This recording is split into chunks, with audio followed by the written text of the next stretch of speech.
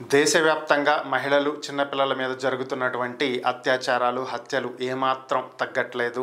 So రోజుకొకటి ఏదో ఒక చోట ఏదో ఒక మూలన బయటపడుతూనే ఉన్నాయి. దీనికి మన తెలుగు రాష్ట్రాలు కూడా అతీతం అయితే కాదు.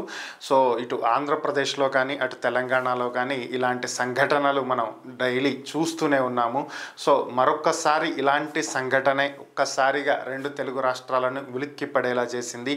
ఇది కూకట్పల్లిలో జరిగినటువంటి సంఘటన. 2 రోజుల క్రితం కూకట్పల్లిలో సహస్ర అనేటువంటి ఒక 6వ తరగతి చదువుతున్నటువంటి పాప హత్యకు గురవటం జరిగింది.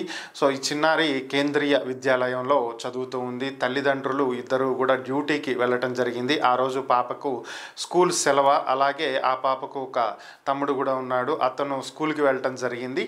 అయితే మధ్యాహ్న సమయంలో పాప తండ్రి ఇంటికి రావటం, సో బాబుకి లంచ్ తీసుకువెళ్ళాలనేటువంటి ఉద్దేశంతో 12:30 గంటల సమయంలో ఇంటికి వచ్చినటువంటి నేపథ్యంలో బెడ్ మీద పాప రక్తపు మడుగులో విగతజీవిగా పడి ఉండటం చూసి అతను షాక్ అవ్వటం జరిగింది. వెంటనే తన భార్యకు ఫోన్ చేసి చెప్పేటువంటి ప్రయత్నం చేశారు. గట్టిగా ఆయన చెప్పలేకపోవటం, ఏడవటం, అరుస్తూ ఉన్నటువంటి నేపథ్యంలో పక్కన ఉన్న వాళ్ళు ఫోన్ తీసుకుని ఆమెకు విషయం చెప్పడం జరిగింది. దీంతో ఆమె కూడా ఇంటికి వచ్చారు. పోలీసులకు 100కి డయల్ చేసి పోలీసులకు సమాచారం అందించారు. వెంటనే సంఘటనా స్థలానికి చేరుకున్నటువంటి పోలీసులు అక్కడ ఉన్నటువంటి పరిస్థితులను గమనించటం, తర్వాత పాప డెడ్ బాడీని పోస్ట్ మార్టం నిమిత్తం ఆసుపత్రికి తరలించడం జరిగింది. తర్వాత క్లూస్ టీమ్ ఇక్కడ కొంత సమాచారం సేకరించారు. అలాగే డాగ్ స్క్వాడ్ని కూడా పిలిపించడం జరిగింది.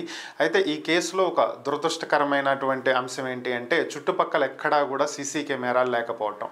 ఈ బిల్డింగ్లో పెంట్ హౌస్లో ఉంటారు వీళ్ళ ఫ్యామిలీ. సో అయితే చుట్టుపక్కల ఎక్కడా సీసీ కెమెరాలు లేవు. ఒక 2 బిల్డింగ్స్కి మాత్రమే సీసీ కెమెరాలు ఉన్నాయి. అయితే అక్కడ కూడా కొంచెం బ్లర్గా కనిపించటం, వీడియోస్ అనేవి సరిగా కనిపించకపోవడంతో పోలీసులు దర్యాప్తు అనేది అనుకున్నంత వేగంగా జరగట్లేదు. సో పోలీసులు అయితే దర్యాప్తు జరుపుతున్నారు. అయితే చుట్టుపక్కల వేరొక బిల్డింగ్లో ఉన్నటువంటి సీసీ కెమెరాల ఆధారంగా, అలాగే అక్కడ ఉన్నటువంటి పరిస్థితుల ఆధారంగా 2nd ఫ్లోర్లో ఉండేటువంటి సంజయ్ అనేటువంటి వ్యక్తిని పోలీసులు అనుమానిస్తున్నట్లుగా తెలుస్తుంది.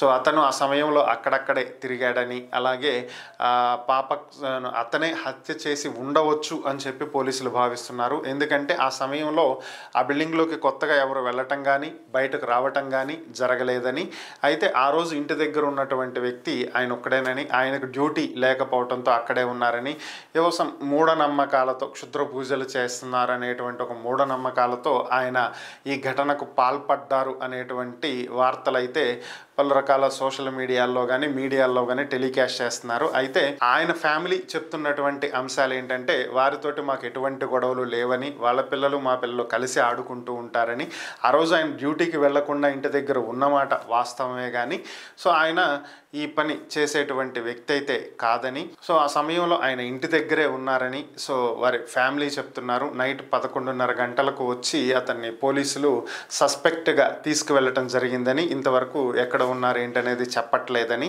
సో ఓవరాల్గా ఆయన ఒక నిందితుడిగా తీసుకెళ్లారు తప్ప పూర్తిగా ఆయన ఈ నేరం చేసి ఉంటారు అనేటువంటి ఆధారాలు కానీ దానికి సంబంధించినటువంటి అధికారిక సమాచారం కానీ పోలీస్ శాఖ నుంచి ఇప్పటివరకు అయితే ఏమీ వెలువడలేదు. కేవలం అతను చేసి ఉంటాడనేది ఒక అనుమానం మాత్రమే. అతను ఒక సస్పెక్ట్గా తీసుకువెళ్ళి విచారిస్తున్నట్లుగా తెలుస్తుంది. ఈ కేసుకి సంబంధించి ఇంకా పూర్తి వివరాలు అయితే తెలియాల్సి ఉంది.